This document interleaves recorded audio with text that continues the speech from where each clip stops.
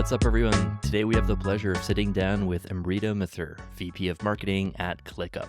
Amrita kicked her career off at OpenText in Toronto, where she wore many different marketing hats and later progressed to Redknee as a product marketing manager. She briefly shifted to customer success at Jonas Software, concentrating on customer growth, retention, and later returned to product marketing at Toronto Region Board of Trade.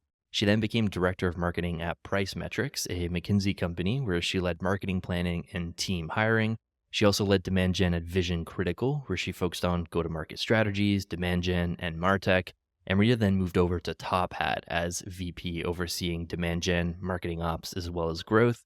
She then joined a startup called Nuances, founded by two Norwegian entrepreneurs who secured seed funding from Sam Altman and the Slack Fund. She led the rebrand for the company to Superside and built a team that helped the startup grow from 0 to 4 million in year one and up to 60 million by year four.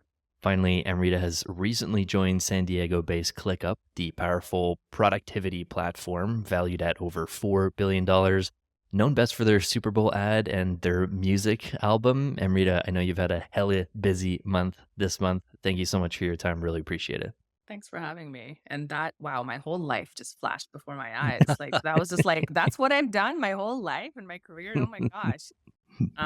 But yeah, my first start, I know you said open text, is because the funny story is I used to work for a company called Xenos, horrible name with an X. And I was like, is this a ode to like xenophobia? Like, what is this? But anyway, Xenos got acquired by a company also that doesn't exist anymore. And they got acquired by open. So it's been like, yeah, it's like the shark eating the tuna eating the baby fish. Gotcha. Yeah, LinkedIn's lost track. good at just updating the company names, and it looks like it was open text from the start of your career. Yeah, exactly. So I've been in startup my whole life. I'd say this job at ClickUp is like my first proper like big tech, big company jobs. And they're not even actually that big. Like we're like under 1,000 people. I think we're like 800. Yeah, it's still definitely bigger than a lot of the startups that you at least like started your career at. And I know that, $4 billion valuation, no big deal, 1,000 plus people. You're almost in this like ivory tower now at the VP level, big tech, maybe missing getting your hands dirty. How do you find the role so far? Are you still getting your hands dirty? Walk us through that. Yes, there is no ivory tower. It's a fallacy. I'm the janitor and the VP and the copywriter and all sorts of stuff. I think the thing at ClickUp is a bit unique where it's a very flat org. I think all big tech has been stripified. I don't know if that's a bad word, but like it's sort of like the Stripe model. Like everything's super flat. Even though there's growth, everybody has visibility into everything. It's like very operationally focused, especially given what we do. But it's like everyone's in the ops and everyone's kind of like knee deep in it. And our CEO talks a lot about, people. He says it very simply, like people need to be in the details. To be effective, you need to be in the details. He's like, we can't like skim surface level. Like you have to know all of the ins and outs of everything. Otherwise, like don't show up.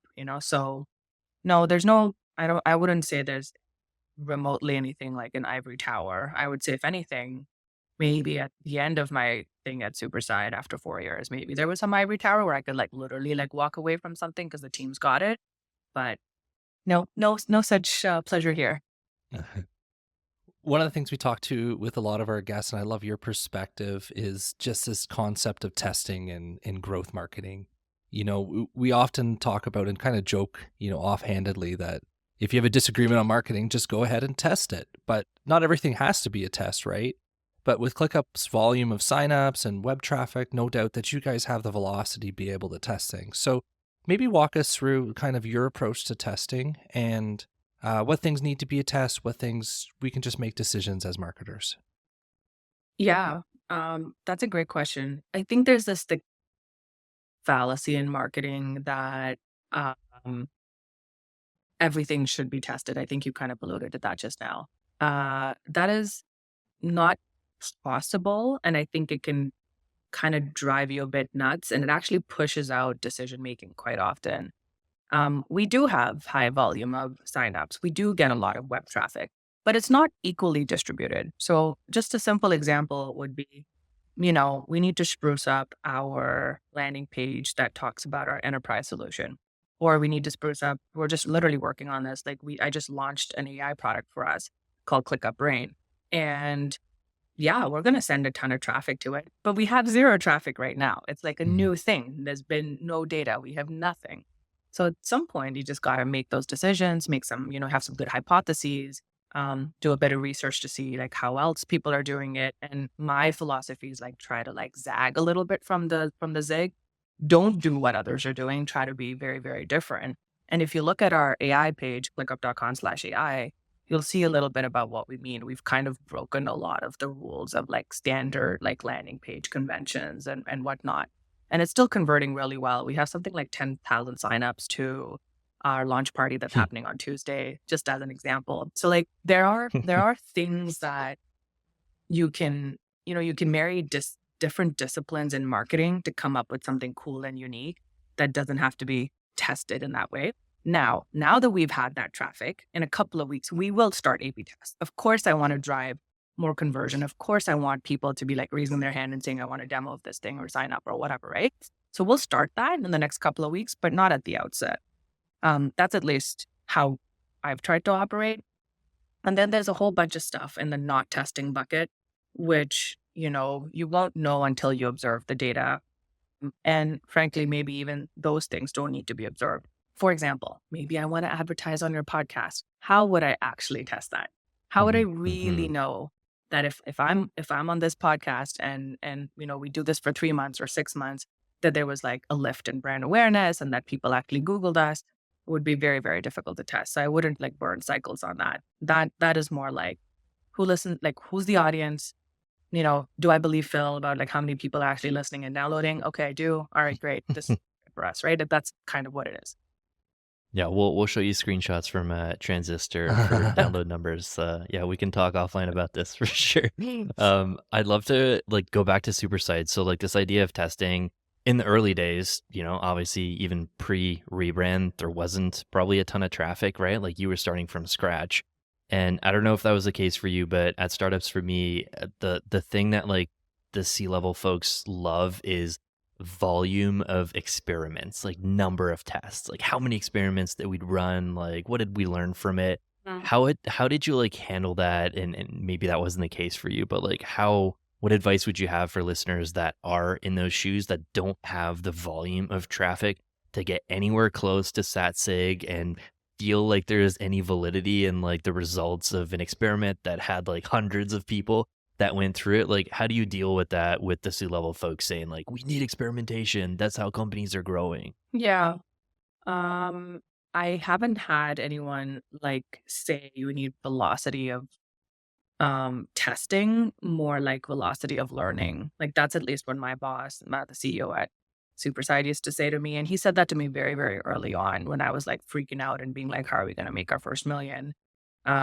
He was just like, don't worry about the money. He was like, just worry about, can you and the team, the small ragtag team of 3 people we had, like, can you guys like learn really fast?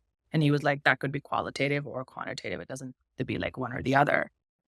So, one of the things we had done was to just throw up a bunch of landing pages and just put a ton of paid media against it to see if we could get to that statistical significance and test, like essentially we were testing like value props and seeing like what's sticky, where do people scroll, where they stop, where they click, where they convert, blah, blah, blah. But then we also had to learn about a whole bunch of other stuff. Like if we were to cold call a company, what do we say? How does that go? Should it be human powered? Should it be AI powered? Should it be, do we want them to do a trial with us, or do we actually just want them to like come to like something else, like maybe like a webinar or something? Like what that type of qualitative testing is also helpful and valid. And it allows you to kind of see which funnels to build, how much to invest in the different parts of marketing. Like for us, it turned out that our content marketing engine would not necessarily directly, in an attributed way, like produce real pipeline in that way. Like it wouldn't look like that, but we created this like really big aura and almost one or two out of every sales call, the prospect would automatically reference like, oh my God, I love you guys on LinkedIn. I love your Instagram. It's so funny, or whatever, right? Like they would volunteer that information on their own. And that's like when we weren't asking. So like 2 out of 10 were like just volunteering that. So we knew that some of the things we were doing were working from a content marketing and social media perspective. And you won't know that often until you actually try and it's out there in the world. And that feedback loop is delayed, sadly, but it is what it is. That's marketing. I'm pretty sure Coca-Cola doesn't know of the billboard campaign they did for the polar bear, whatever. Like, I don't think they have that feedback loop like right away either. That's such a smart take on that. And I kind of had a follow-up question that you actually kind of took the words out of my mouth a little bit. But as marketers, I think we've been spoiled by like direct response analytics. Like I do something on the internet and now there's signups. I can attribute that and bring that to somebody and say, look, success. But marketing is full funnel. Marketing requires brand building and awareness, those billboard type things. What is kind of your approach and your advice to folks who are coming into marketing thinking about how do I build a brand to be from a startup from 0 to 1 million to 4 million? How do you invest? How do you make those justifications to your team and to the folks in the organization, like your stakeholders, like a CEO? Yeah, there's so many levers and there's so many variables. I would say like it really depends on the risk appetite of the company and the founders.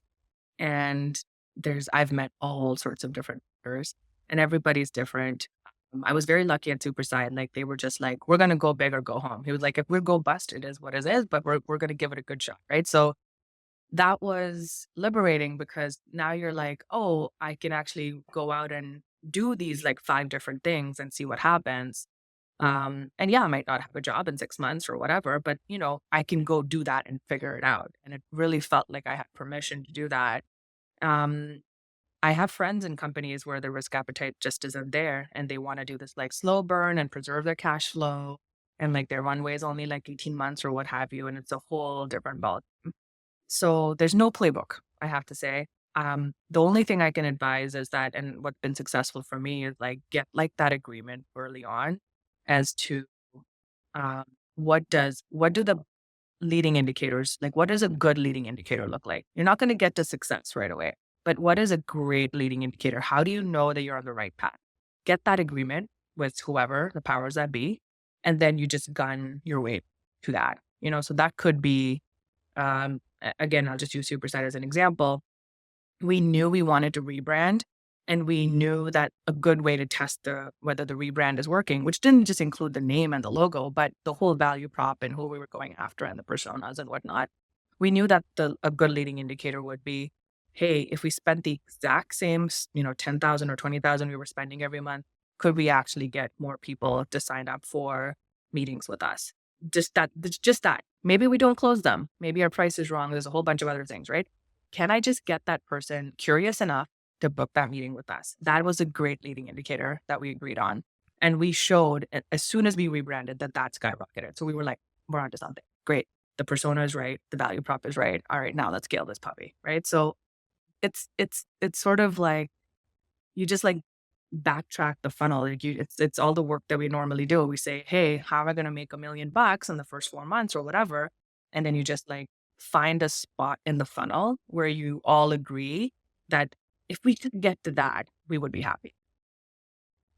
That's a great point. I like the analogy of backtracking the funnel because I think folks often focus either right at the top of the funnel or at the bottom of the funnel when it comes to either branding or like, are we launching this new campaign or not? But I know that like, I don't know how different it is with ClickUp now. Like it's almost a different industry. Like you're kind of in Martech now. I know marketers are probably like definitely the persona or like part of the use case for the product.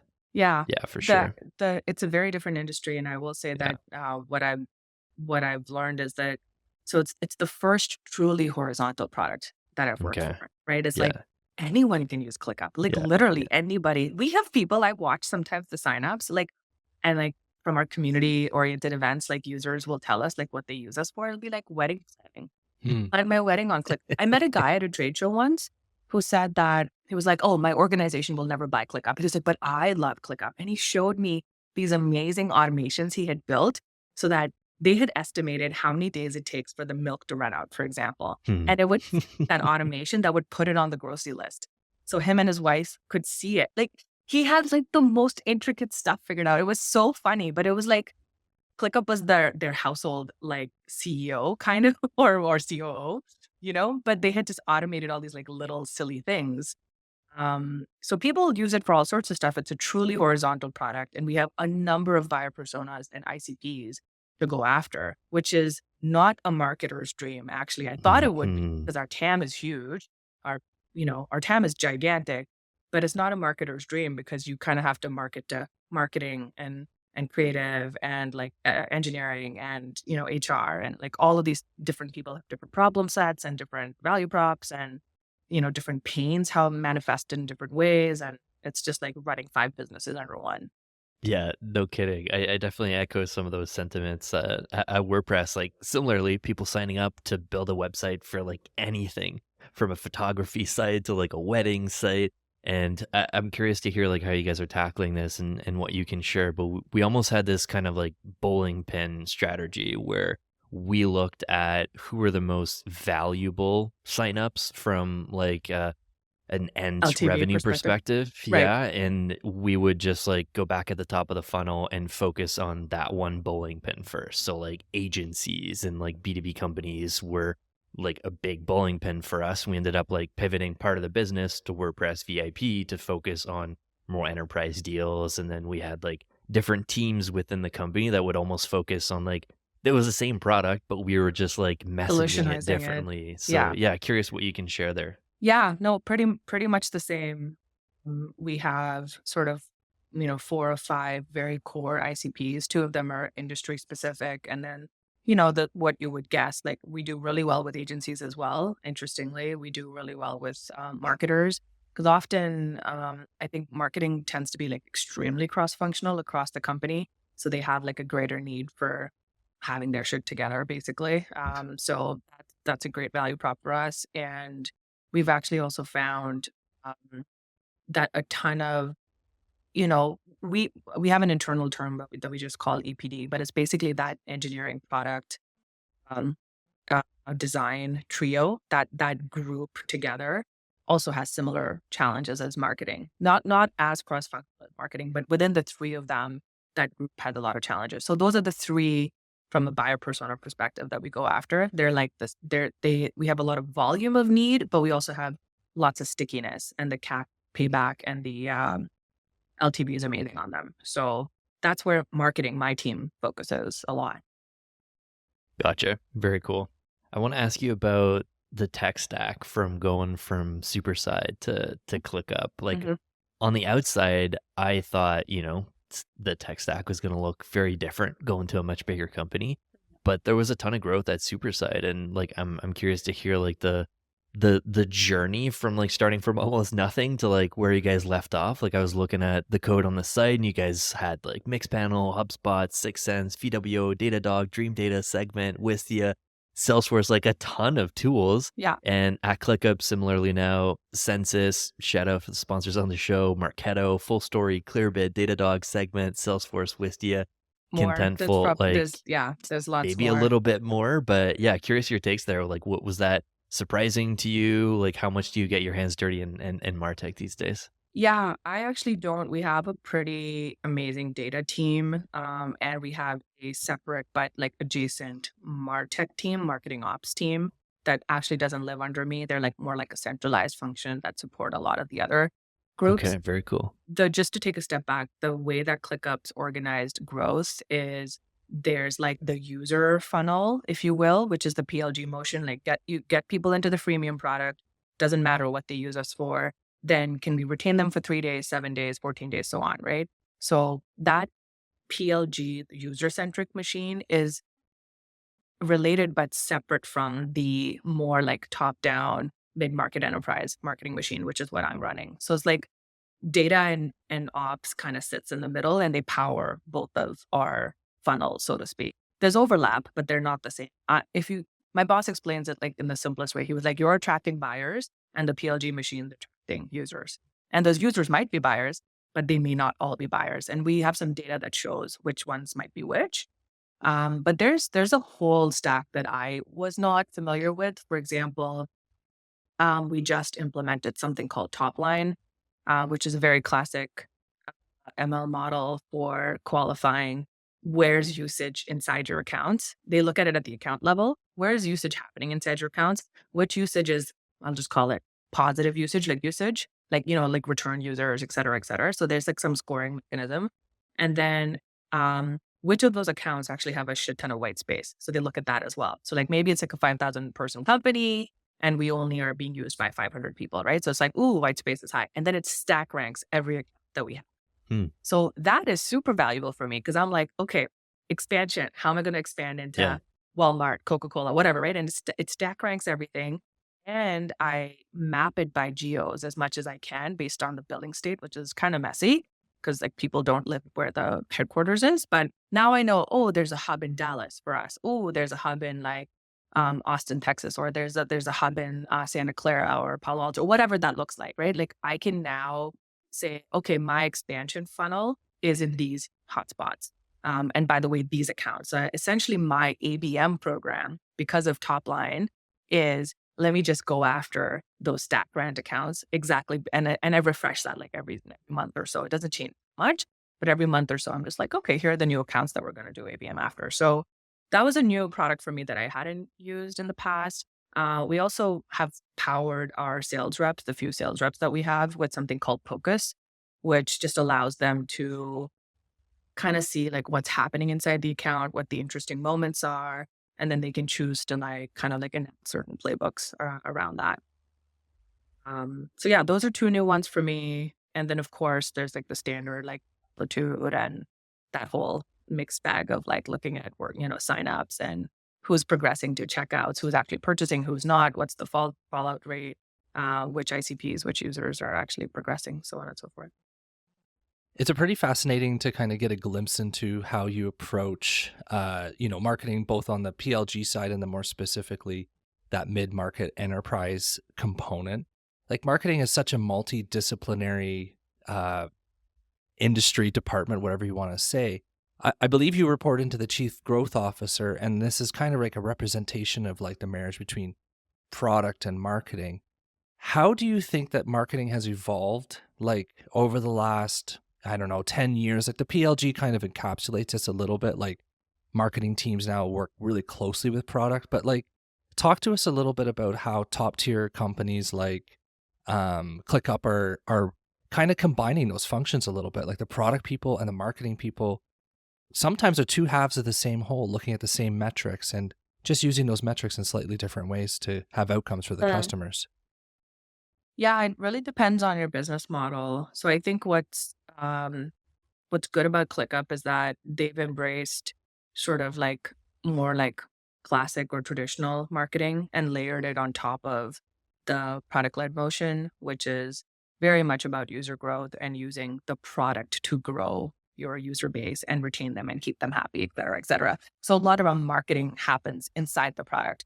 Again, just like small things, right? Like we launched this AI product, and like so much of my work in the launch strategy was actually inside the product. Like we have millions of users that we wanted to toggle on AI, and we can't do that just because of the way like privacy laws and whatnot. We can't do that for them. So we had to really market to them to toggle that AI on. And then at the account level, also they have certain permissioning, et cetera. We didn't want the admins of the account to freak out and blah, blah, blah, blah, blah. So all of that marketing actually happened inside the product. We had like little pendos, like little banners and modals and like certain usage-based triggers. So if you did this, then this would turn on, like stuff like that, right? That's not like traditional marketing. Lots of people would just call that growth.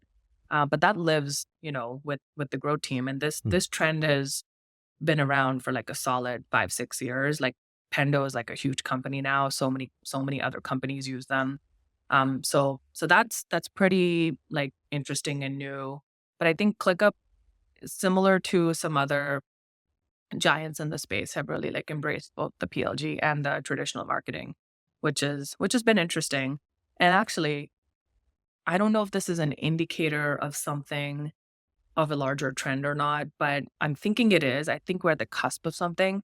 Our chief growth officer just got promoted to COO, and Hmm. now he's also taken on customer success, sales, and support. Hmm. So if you think about all of the growth functions of a company, like the things that are actually driving dollars, marketing, growth, sales, support, like all of this is under one roof. What's not under him is finance, rev op, like field ops, what we call field ops. Rev ops is split into two things, um, product and engineering. Very interesting. I find that Mm-hmm. fascinating. So Mm-hmm. from chief growth officer to COO, overseeing success, support, and like product plus growth / marketing. Yeah, every revenue function. And I Very think it's cool. I think the larger trend here is that these are, I mean, companies are finally recognizing that these are like extremely intricately interconnected Hmm. ecosystems, and it just maybe doesn't make sense for Hmm. them to be pulled apart by hierarchy or any of that.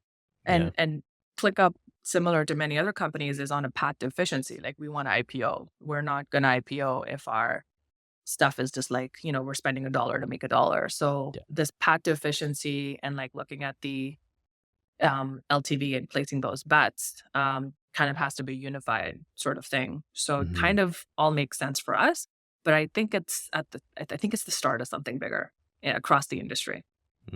It's really refreshing to hear you talk as the VP of growth, focusing on, not just like top of funnel and acquisition, but also the expansion side of the business and net retention and launching new products and activating and putting that in front of existing users.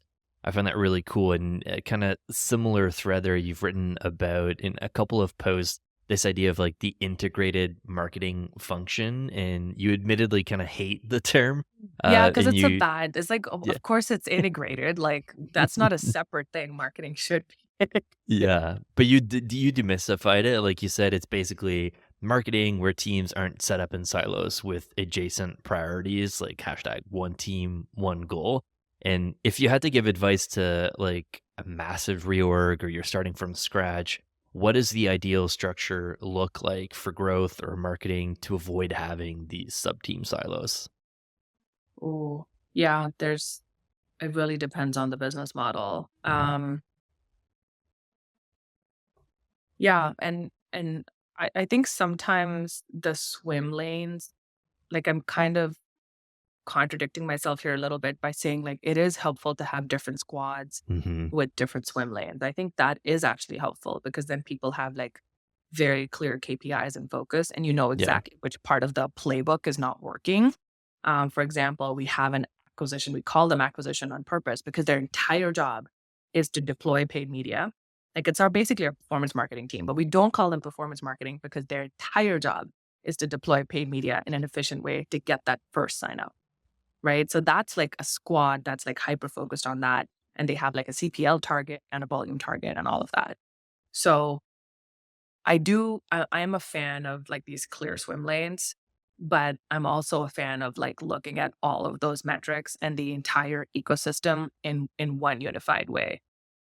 Like we have a lot of insights from looking at it like that, which includes things like, oh, this month, we had all of these signups that we know will never convert to paid. So we need to turn that particular dial off. We know Mm, that because that we've done something like that before. We've attracted that ICP or that persona before, blah, blah, blah, blah, blah. Right. So I think just like looking at it in a unified way, but not necessarily always operating in a super integrated way, is kind of what I'm advocating for. And you need that glue. You need some people and some functions to play that glue between all these teams. And I think that most companies I've worked at, but also observed and where I have friends and peers, they kind of pick one or the other. Either they're super integrated or they're super siloed. Like there's mhm. kind of like, and really what everybody needs is like this like perfect in between, which is hard. That takes work. Yeah. Um, we actually promoted from internally and have a chief of staff now Mm, for the, well, now COO. And he he's sort of that glue for us Okay. so far, which has been really good because he did a lot of our planning for this fiscal year around exactly what every squad's metrics are going to be. How are we going to measure them? What is the actual, like how there's like a few of us who are VPs. All of us will basically have shared metrics at the top end, but then each of us have like those down funnel metrics that we need to really care about. And he did all of that planning and it was amazing. So that's an integrated marketing function, if you think about it. I want to switch gears a little bit. You've written a little bit about your pride in discovering and nurturing and up and coming marketing rock stars. I'm sure in your position you work with some fantastic marketers and have worked with them over the course of your career. You've already mentioned the chiefs of staff being promoted from within. So like this is probably a trend that you're very familiar with. Walk us through your approach for discovering some of these future rock stars, and what are some of the early signs and qualities you look for them for in people like this, and stuff our listeners can think about when they're trying to cultivate their own career path. Yeah, that's such a good question. I will admit, um, this is crude, but I feel like my bar has changed. And I also, this is probably my age, but I feel like I also get annoyed a lot more easily. So I think what I used to look for is not anymore what I look for now. So Hmm. I'm not sure quite exactly how to answer that question, but for me, it boils down to just like a couple of very key things. One of them is just like, are you like a curious and smart person? I know everybody says this, but there's ways that it manifests in marketing and growth that is like very clear and specific. I actually like love when people like poke and prod and kind of like are, I'll just I'll illustrate with an example. People post all sorts of Slack updates, right? I'm sure your company is too, right? And people will be like, oh my God, I had this win. I ran this experiment, blah, blah, blah. And then I watch who's asking questions, particularly if it's outside their domain and their area of expertise. Who's asking questions? What kind of questions are they? And I just really admire people that are like a bit like a, dog with a bone. They just won't let something go. There's something weirdly, like morbidly, like amazing about that. Cause like you're just not gonna let it go, and then like you have that grit, you have that perseverance, or you have that obsession that's developed. That's kind of cool. So I love that. I can be like that. It's annoying to other people, but I think that's an interesting quality. And I hope it doesn't sound like posturing. Like I'm not advocating for you to posture like that. It's just how some people are. And that's a good quality for a function like growth and marketing, which is truly, really both left-brained and right-brained. And you need that perfect balance. So that is like one. And adjacent to that is, I'd say like people that are like very coachable and willing to know where they kind of have gaps and perhaps fail and want to do something about it. You may not be able to do something about it right away. I mean, I have a lot of gaps and I've tried, and there's some gaps that I just can't fill because I just maybe don't have that capacity, and my brain just doesn't work that way or whatever. But I try. And so that's another thing I look for, is like coachability in the form of like, are you aware, and are you willing to do something about it? Or at least try. Put your first foot forward. Very cool. I love that answer. It actually it brings me back to 2019 when I interviewed with Consys, and you were the person interviewing me. So you had posted you were hiring 3 or 4 different roles at Consys. You were just like starting to roll out the team, and I didn't get selected, but you sent me a rejection letter and you I offered don't to remember this at all. give me feedback. Okay, well, like I'm gonna On the spot. Oh refresh my you a gosh. little bit. You have that still? Yeah, I found the Oh no. email as I was Oh, writing this question. And oh, no, it's all positive, honestly, because like you offered feedback that actually became a career turning point for me. So like you were telling me that I didn't get selected, and you were like happy to jump on a call and offer you feedback if you're curious about it. And so I took you up on it, and you expanded on some of my shortcomings in the assignment part of the interview. You said that I didn't tailor it as sufficiently to Superside. I didn't ask enough questions. So it ended up being very crucial for me. And it kind of echoed what you just said in your answer about like not the posturing, but someone asking a bunch of questions, like not just taking something and kind of doing it. But I've applied this to future interviews, like since I got that feedback from you. And I think that it's like played a role in helping me land jobs at Close and WordPress. And I took the time to deeply customize take home assignments. And before I started doing anything, I asked like all of the questions and pestered them with like a bunch of stuff and was trying to like show where my brain was going with like some of the questions. But yeah, first of all, thank you for the transformative feedback. I hope that I didn't scare you with like bringing this back up, but I'm curious to hear like, why do rejection letters suck so much in our Mm. industry? And why did you kind of like have this idea of like just offering feedback? Do you still do that today? Just curious your take there. I think they suck because often it's not the hiring manager doing the rejection. We all have these Yeah. like systems, right? Like an Yeah. HR or recruiting has instituted, and then they hit a button with a template. That's the standard rejection. That's really what happens. Even if it looks like it comes from the hiring manager, often it isn't. So that's issue number one. This whole scalability just takes personality out of it.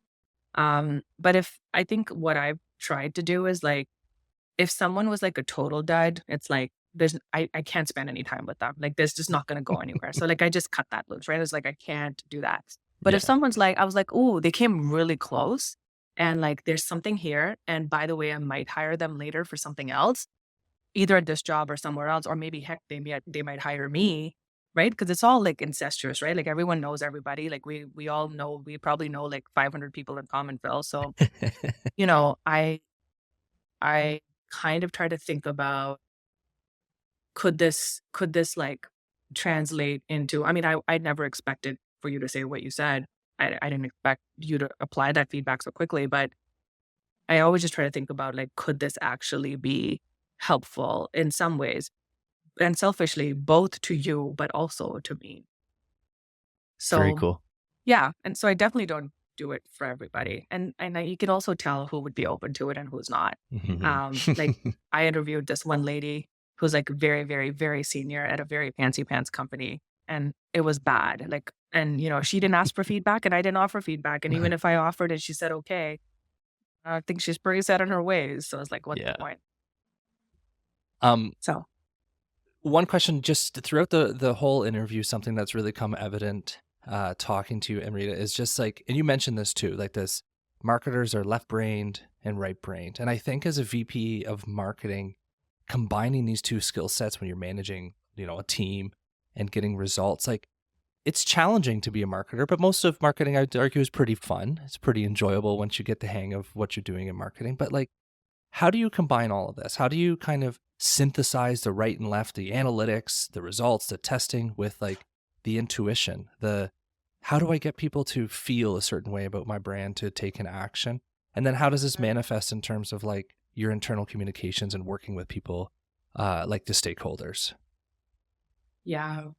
Um hmm, I would say that part of it is knowing part of it's like knowing kind of like what you don't know. It's like you don't want it to be the whole Dunning-Kruger situation where you won't always be able to see around the corners. You won't always know kind of what you don't know, but you kind of roughly have an idea of what you don't. Like even at ClickUp, I was like, kind of don't really know how, why customers choose us. Why not Asana or Monday or friggin' Smartsheets or Notion? Like there's like so much overlap in our industry. Like I don't actually know.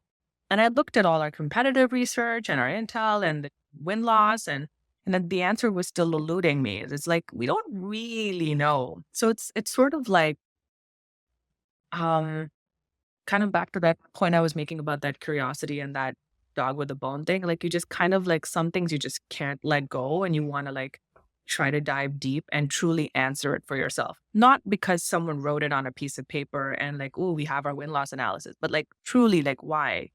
Um, so I think like for me, it always starts from there. I will say I rely on people to give me um sort of conclusions to things that I don't understand. Like sometimes, like for example, there's like people on our data and analytics team where I'll be like, okay, thanks for this data, but I actually don't know how to interpret this. And I Mhm. will be very upfront with them. I was like, I don't know what this is telling me. What are your conclusions from it? And I'll get them to say it to me in English. And then Mhm. I'll be like, okay, now I can apply this to my world or to another world.